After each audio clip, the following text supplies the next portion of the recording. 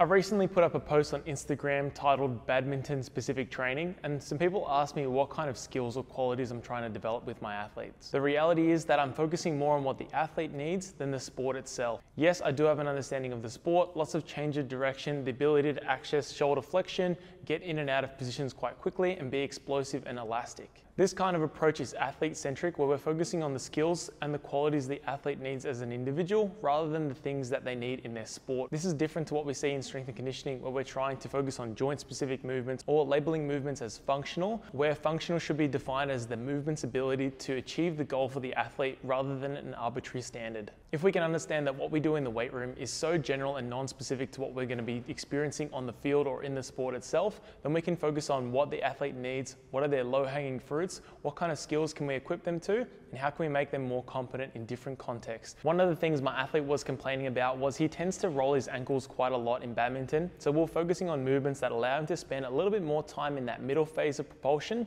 so he's getting some more length through his foot rather than just sitting on the outside edge or on his toes the whole time. Movements like an RDL, movements like some various low ceiling plyos or some yielding plyometrics where we're not trying to let the heel come up early can be really effective and help assist people in understanding how they can lengthen their foot and access all the joints and load the joints inside the foot so they can move a little bit better and have more access to different positions. Additionally, badminton athletes need access to shoulder flexion, and because they're getting into various positions at various velocities with the upper body, it can be really useful just to practice some basic arm care. Things like bodybuilding style movements, bicep curls, tricep push downs in various positions, training shoulder external rotation and internal rotation of the shoulder can just be a really healthy way of looking after the shoulder, elbow and wrist, and even just trying to bias these positions, placing more of an emphasis on training upper body and trying to develop quality tissue for your athletes can be really effective. It's important not to get caught up in sport-specific training where we're trying to justify our decisions because the movement looks like the sport.